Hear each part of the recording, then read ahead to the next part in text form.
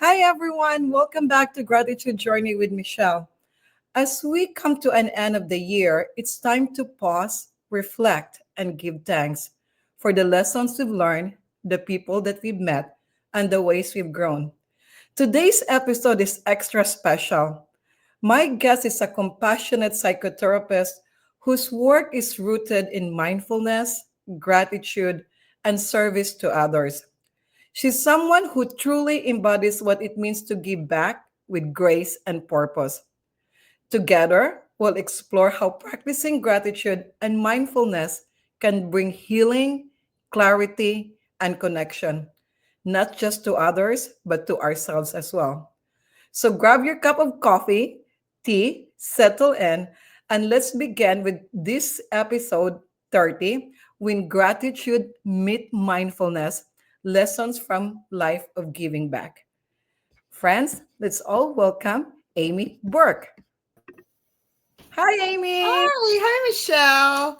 Thank you so much for having me. Oh, it's a pleasure. I'm so humbled that I know how busy you are, and you said yes. So, thank you so much, full of gratitude. Thank you, Amy. So, to start with, Amy, can you share what inspired you to become a psychotherapist and how gratitude and mindfulness become part of it? Hmm. I actually became a psychotherapist late in life, and it was basically inspired by working in the school system. And I was noticing so many of the children were coming into the school being really dysregulated, having, a lot of anxiety. And so I thought, well, I can do what I can in the school building, but if I become a psychotherapist, maybe I can help others, children, their families, adults, outside of it, and really have more of an impact, hopefully, on their day to day, well-being. So that is what inspired me, and I went back to school and got my master's, and I've been doing that ever since. Wow. It must be, I'm just thinking about for those women that, are thinking about, is it a time now for a second career? You just said that you were Mhm. in your school, you were at the school district and then you changed. So how does it is for you like changing in the middle? I mean, you already have an established career before and now you're starting new and with family and everything that must be a lot of also juggling around or change. Yes, Yeah. Right.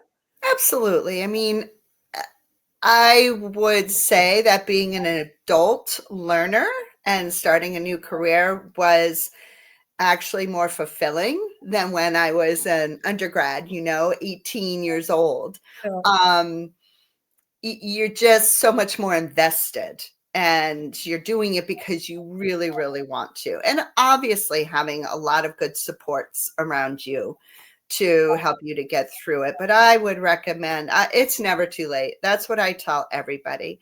It's definitely not too late. I graduated with my master's at 50, and it's just opened up a whole nother world. Yeah, So, life begins at 50, right? Another chapter of life. So we're gonna talk about that more because I really want to know more about that too. So, well, as a psychotherapist and you giving back to the community, how do you help your clients, or when you're giving it forward to some participants in the nonprofit that you are involved with?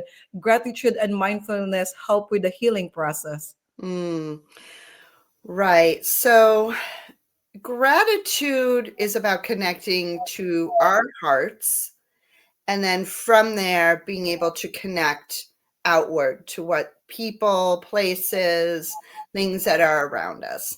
And when we're so in our heads and filled with stress and maybe anxiety and problems and issues, we really aren't connected to our heart. So when we take a moment, like you mentioned, mindfulness, when we practice some mindfulness or gratitude, really in just a moment, we can switch from our head to our heart.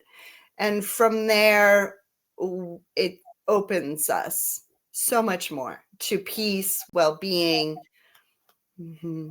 And full disclosure, Amy and I know each other. We shared, common friends and volunteered in nonprofits. I just want to kind of disclose us because my third question kind of relates to how I know you too and stuff. So, can you share a moment or a story when practicing gratitude, or me first, like how it helps change the perspective for of someone else, or some practices like. Like for example, the reframe game or the mindfulness that you could share that would like little bit of some tidbits of exercises that any of our viewers that just started practicing gratitude or just started practicing mindfulness that they could adapt easily in their daily lives to change the mindset or the perspective. Absolutely. So it's easy for us to get taken away by what we feel we don't have, right? Maybe fear-based thinking. I I would be doing better if I had more money, or if only this was happening or wasn't happening. And then what happens to our bodies when we feel that, when we think that? Um, we feel heavy, we feel depressed, we feel a lack of something. So by switching, all right, let's take a moment and think about something that you're truly grateful for in your life. And when we really connect to that thing, or that person or the pet, and we really use our senses, like really see them in your mind or see it in your mind, feel how it feels to be with that. Literally biochemically and mood wise, we switch to, oh, wow, things really aren't that bad. I do have this. So I do practice that. I do guide people in practicing that and finding uh, 5 minutes, little 5 minute exercises. Put an alarm on your phone. And when that alarm goes off, just stop, take some deep breaths, and say, what am I really grateful for in my life right now, in this moment? Spend a few minutes with it, and I guarantee that you'll notice a shift. I really I'm glad that you mentioned that because in one of our conversations you said like our mind can only handle one emotions at a time, and me practicing gratitude, and I think you too, like with practicing gratitude it helped us focus on what we have instead of what we don't have. And when you really take a moment like what am I grateful for, and putting it in the alarm, we're so attached with our gadgets, like everything is right there and then, that we didn't take time like as simple as smelling the roses or for yourself. So Mhm.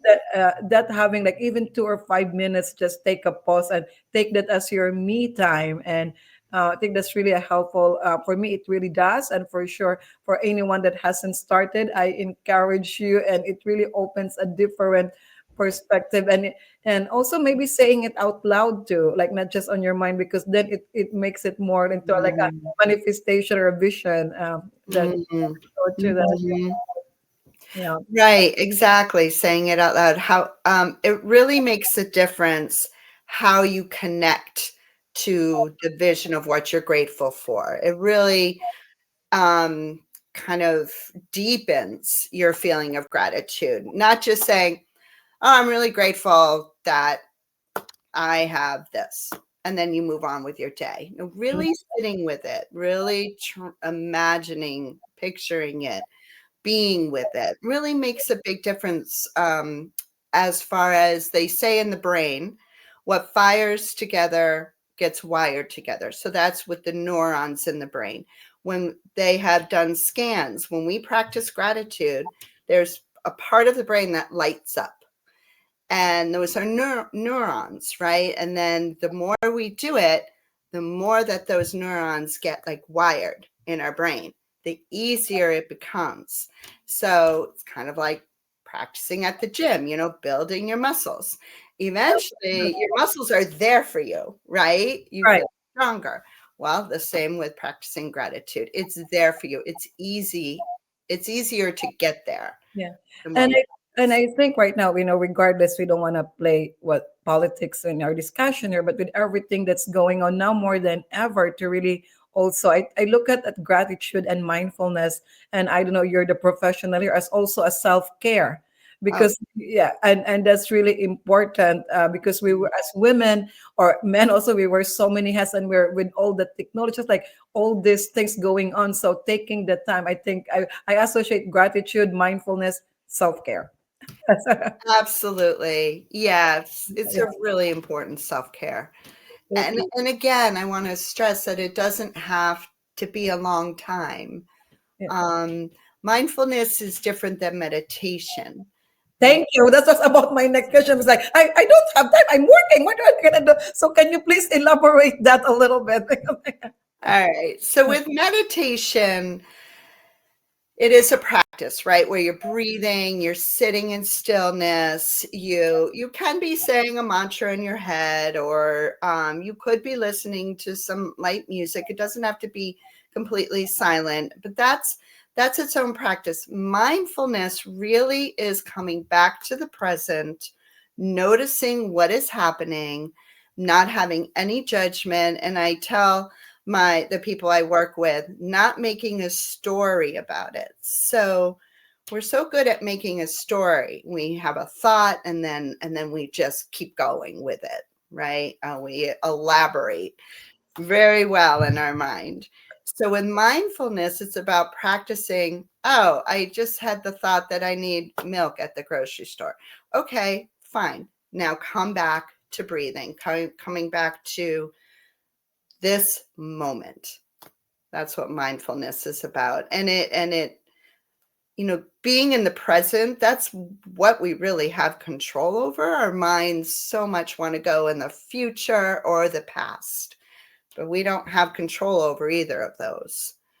So practicing being right here, right now. Yeah, they always. One of my friends said that, and I will say it in English, like tomorrow, yesterday is already gone. Tomorrow hasn't happened yet. Yeah. What really you are certain is the present. So why have those? And he will laugh it out loud when we did the show together. It's like, why do you let them rent free space on your head?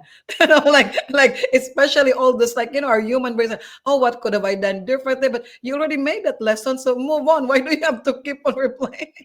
That Because our brains are just they're wired to do that, I feel. I mean, we're so used to thinking. yeah, Yeah, and reviewing and saying what if. And so the practice of mindfulness says, okay, your brain's going to do that. That's fine. yeah, No judgment. And you don't have to have a totally empty brain.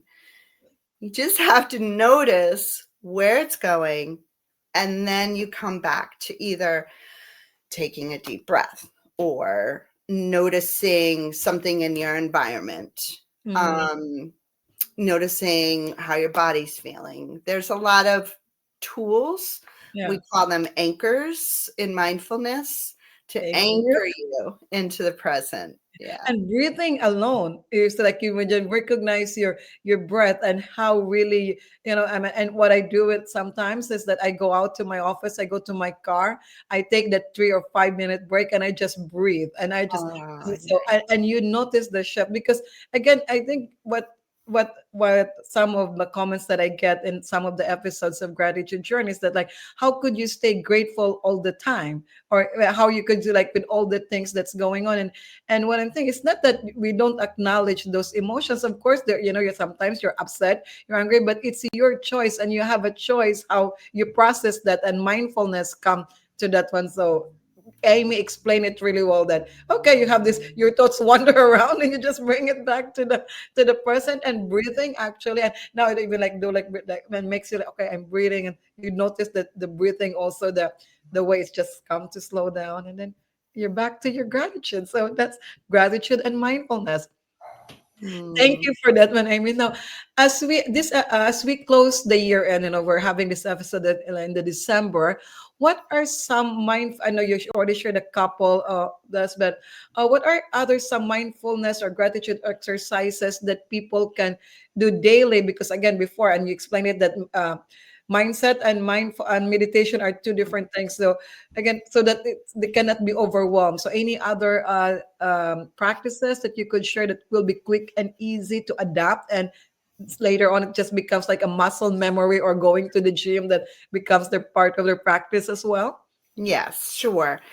Um, a very common recommendation uh, is to, before you get out of bed in the morning, when you're just laying there, you notice, say three things that you are grateful for. Um, right there, right then. Then at the end of the day, when you're back going to bed, say a few things that you were grateful for, or even one that happened that day. And what that does is it really connects us to the positives of our lives, right? From Right. day to day to day. Yeah. Because again, there's a lot of negative, there's a lot of noise out there Yeah. that distracts us. Yeah. Um, Another one that I will suggest is to take some sticky notes and put them in key areas of your house. So in your car, your refrigerator, your bathroom mirror, Like um, here right away. water bottle, yes, right there in your computer. And you have a prompt like, I am grateful for, or take 3 breaths, come into the present. So whatever resonates for you for your practice, to remind you to just get in that habit, right? Build that mindset and those neurons. Yeah. The Yeah. best way to describe, like, we do our dumbbells to tone us, right? So we do exercise. So this is really, I look at it like a brain training and get your neurons. And It it's, is. and if you're doing it 21 days, it becomes a habit, right? Totally. Well, this is what's so beautiful about our brains is that neuroplasticity. They absolutely can change. Yeah. We can make it happen. But yes, it takes consistency. Yeah, it's just like, you don't get your six packs abs or tone right away, right before summer without doing Unfortunately. consistently on the first exercise. So that's also consistency. So, as I said earlier in the intro, you're so deeply involved in giving back to the community. So when I think of what would be the perfect guest as we run up of the year with the mindfulness and giving back, it's really you, because your positive impact to the community. Can you tell us more about the projects and the initiatives that you are involved right now and you're passionate about, and also maybe in the next coming, I mean, in the next couple of months? Sure. Yeah, absolutely. I got involved with a local nonprofit who has the most beautiful name of Sharing Kindness, and it's grief support for out in the community, which I am very passionate about. I mean, we all need support through grief. We all experience that. Um, Also, I am working with a partner on a new venture. We're calling it Pathways for Personal Growth. We've got a course that's going to be going live soon about building self confidence to make a meaningful career change. But we're also going to be offering other courses. We just really I feel passionate about helping others to be able to kind of be their best selves, whatever that is, that wherever they want to go, with their personal goals, to help with that. And what I really like about this, the both the sharing kindness, because for the grief, right? Like all of us experience grief, and we all get support. And to be in that community that you could just go without judgment, or you're not even, if you don't want to share, you could just sit down. And that's what Amy's volunteerism there. That's really what we need more, because sometimes you feel like, oh, I really have to share when I belong to this group, but you don't have to. And just Mm, having that community, I mean, for sure, in behalf of all those that receives those benefits from the sharing kindness, Thank you and Amy to that. And the future things that you're going, as you said earlier, you changed career in your 50s, so it's not like she's just writing it from theory, ladies and gentlemen. She's really living breathing proof. So I can't wait when that one is available. They're doing it with her other partner, that it will be available sometime at the end of the month or early series. So there's more to that. And when you go to the description of this episode, you will find a little bit more information about it that would land to the website that you are going for that course. So more tuned in for that one. So finally, Amy, as you already mentioned, the website and that's coming in the course. How are people be able to connect with you or follow your work or learn more about your doing? For sharing kindness, there's a sharingkindness.org. I could say that because I'm also with sharing kindness. So if you are passionate of helping others, grief touch your heart, and you want to get more involved, sharingkindness.org. That's where you get more information about the organization that Amy and I are really passionate about in giving here back in Cape Cod. And what are the other things? How can they follow you? How can they connect with you? I will put that all in the link anyways, but are there other ways that they could connect with you? I think probably through the website would be the easiest, best way, and that will be www.pathwaysforpersonalgrowth.com. Okay, so www.pathwaysforpersonalgrowth.com. I will have that also in the link, and then later from there it will branch out to whatever you want to connect with Amy. Thank you. Amy, what a beautiful and heartfelt conversation. Thank you for Thank sharing your you. wisdom, your compassion, your incredible work of helping others. Always there, no, no, like always ready to help and heal and grow. Friends, as we end this year and prepare for a new one, may we all carry these lessons of us to live mindfully, give generously, and practice gratitude and mindfulness Mm. every single day. Thank you everyone for watching Gratitude Journey with Michelle. And if this episode you like, hit subscribe so that you'll get notified when the next episode goes live. And share it also if you know someone that this episode resonates with them. And let's spread gratitude one day at a time. And we'll finish this with the video of how practicing the benefits of practicing gratitude. And we'll see you next time. Thank you again, Amy. You. Yeah.